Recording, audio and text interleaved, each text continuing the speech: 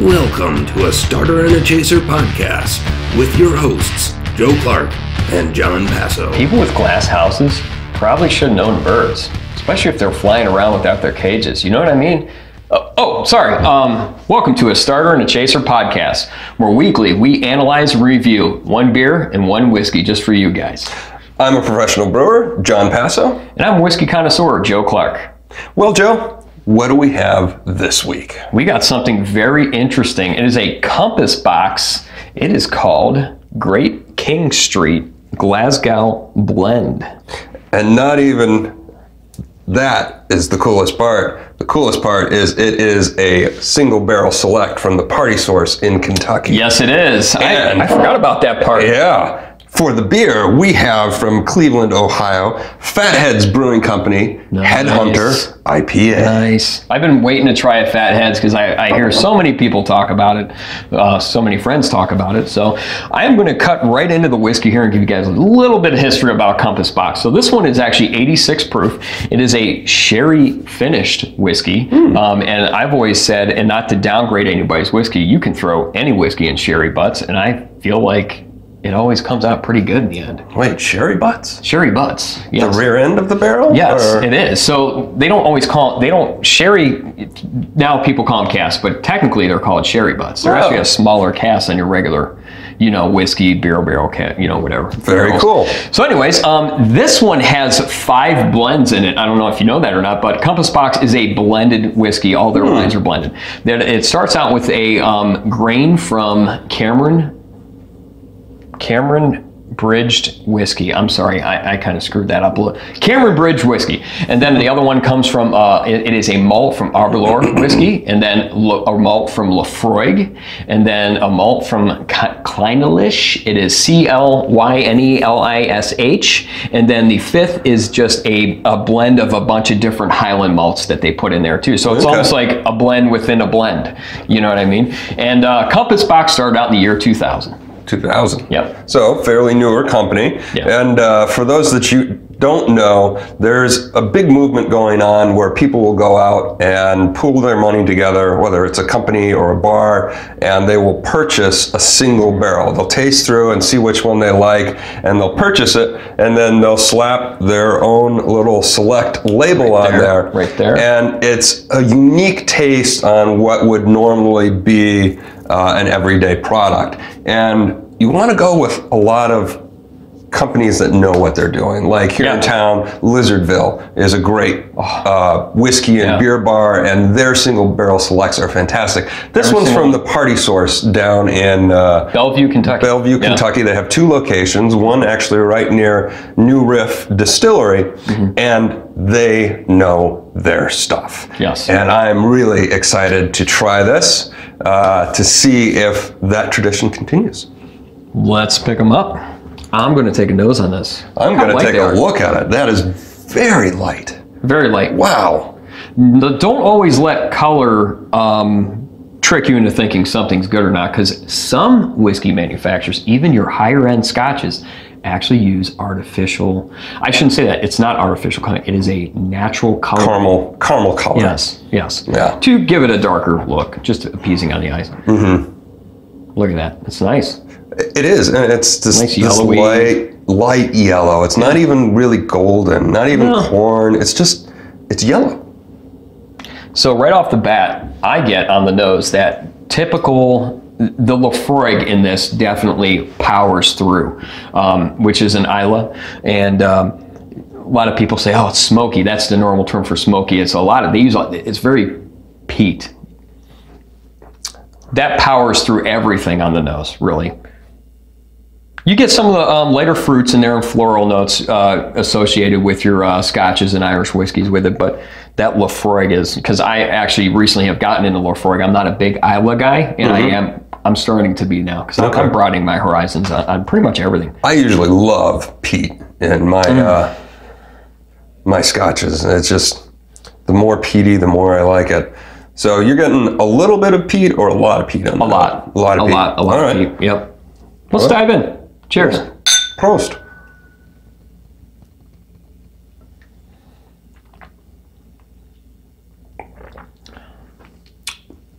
Oh, yeah. Wow, fruity up front. A lot of fruit going on this. Almost bubble gum. Wow. Yeah, like a little juicy fruit bubble gum that I get up front. It's very sweet. Peat comes in on the back end. Oh, yeah. It's peaty. Yeah. There's no joke. Just as on the nose, on the palate also, I get the peat coming in from the Laphroaig. That Laphroaig is a very powerful. Islays are powerful in general. It comes through big time on this. It's good, but it's good. I get the sherry too. Sherry's, upon the second sip, I get the sherry. I didn't get the sherry on the first sip. No. But it's a little interwoven between the fruit, the bubblegum, the peat. It's a nice note that is continuous through there. Yeah. Comes up a little bit, goes down. It's actually subtle. It is subtle. It is very subtle. Yeah. Because a lot of, like, even your bourbons and all these other whiskeys, that finishing in sherry is very popular because it's good. I mean, you can take I really honestly think you could take a really whiskey and put it in sherry for a little bit and come out and be like, okay, Nice. But you usually get the sherry coming out a lot, on the palate. And this one is nice. It's subtle. It is a very nice blend of very different whiskeys. Yeah. Yeah. Good finish on it. Yeah. Really not a lot of heat. I get the heat a little bit in the center of the chest, but it's not chest crunching like some of them can be. A little warm going down, that's all. Yeah, no. Not it's hot. Not hot. No. Just warm. Wow. It's good. For a blend, this is incredible. What did you pay for that? I believe I paid 55 or 65 for that. I'd pay that for this for sure. Absolutely. This definitely ranks up there with very good Scotch. I'm glad to try this. This is something I need to acquire. Really. Yeah. Well, and go to Party Stores, because he's right. Their picks of anything, if you see any of their picks, they're spot on every single time. And not only are their picks are spot on, they have a wonderful selection of whiskeys, of beers, of a lot of liquor. Yeah, it's one of the largest, if not, I think maybe the largest store, liquor store in America, actually. Yeah. So it's getting back to this. It is oily. I will tell you that. It's got some long legs. To the glass. Yeah, big time. I like that. I like a long, sticky, oily whiskey like that. It's nice, man. Yeah. And by the way, if you have a long, sticky whiskey that you would like to send us for possible inclusion on the show, or a beer as well, shoot us an email at whiskey and beer at starterandchaser.com, and be sure to like us on Facebook, Instagram, hit the subscribe button on YouTube, give us a thumbs up. We're going to take a quick break here in between the tasty whiskey and the soon-to-be analyzed beer, and we'll be right back. Welcome back to A Starter and a Chaser podcast. We are now on the Chaser, and what we are going to be featuring this time is from Cleveland, Ohio. It's Fatheads Brewing Company, Headhunter IPA.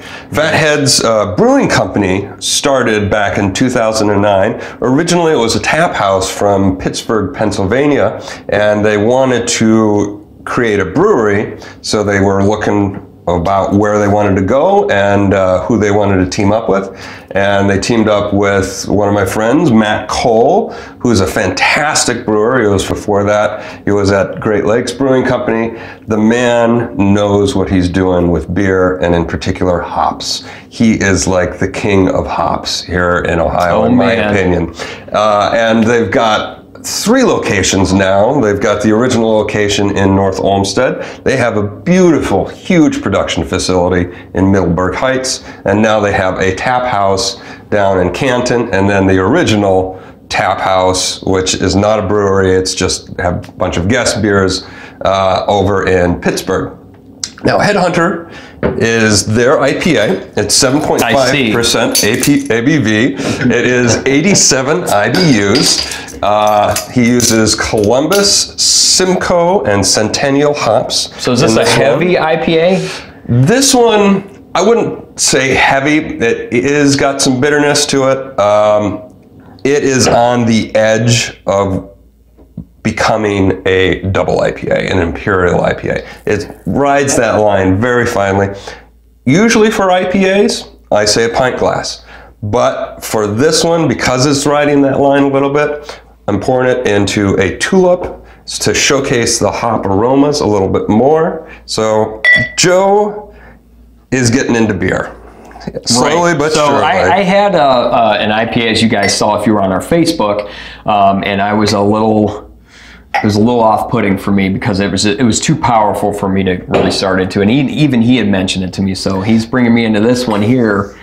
We'll see how this goes, guys. Yeah, I don't know. When you start off in craft beer, you don't want to jump to the hoppy stuff right away. You want to slowly break into your palate a little bit so that you get adjusted to that hop note. Wow, look at that. And, oh, yeah. So for the people watching on YouTube, I'm going to show you something. See the bubbles on the side of that glass? Yeah. And on his, you don't have very many bubbles sticking to it. That's because this glass is a little too dirty. This one is not.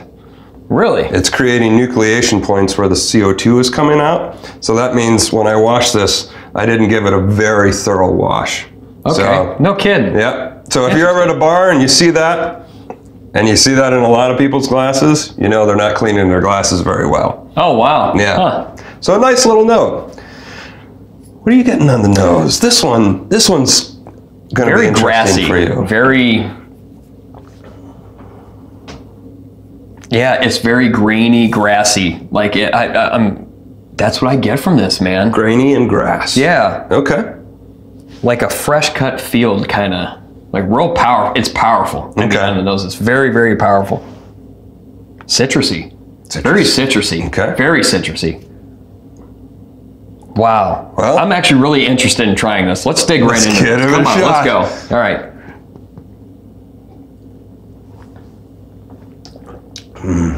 Oh, that's grapefruit. Yep.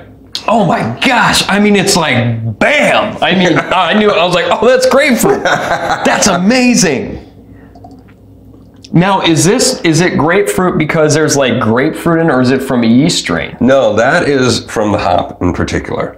The hops that he uses in this are going to range from citrusy, grapefruity, orangey, lemon, to piney and resiny. Simcoe in particular is a very piney and resiny hop, and if you actually use too much Simcoe, it comes off in the aromas as cat pee. Oh. Yeah, so you want to use Simcoe in more limited amounts. This is, so from that, what I just said earlier, a minute ago, about where I was and I drank and you guys saw on Facebook, to this, totally different world. I could see how I could get into an IPA now.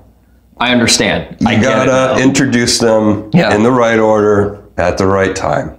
I feel that this is a fantastic example of the style. Like I said, bordering on that imperial. It's very good. Nice bitterness. It's not super aggressive. It doesn't completely dominate the palate. No. Where all you taste is the bitter. No, you get a little bit of that citrusy. You get that grapefruit. You get a little bit of the malts. It's crisp. It's enjoyable. And the flavors of all those ingredients linger, and it's not just one note hop bitterness like some of the IPAs can be. It's almost, you know what I'm getting? What's funny is with IPAs, almost kind of like, I know it's not a part of it, but like this, when you're nosing a rye whiskey, it's got kind of a familiarity to it. Really, okay. I don't know how to explain that, but that's how it feels to me, how it smells to me. So nice. But it transfers over on the palate very differently from your nose. I'm thinking, oh crap, IPA, this is going to be really powerful. And then taste it, and it's like refreshing. Yes. Really crisp. This is really crisp IPA to me, and the fact that it came through as grapefruit is awesome. Like I said, Matt Cole really knows what he's doing. I've been a fan of his for a long time. Wow. Yeah, I dig it. I'm down. All right. Fatheads, yeah, I'm down, man, for sure. So we had some really interesting products that we tried today. We did. Yeah. What do you think of the Compass box, the Barrel Select? Barrel Select, Party Source. One thumb up, one thumb down.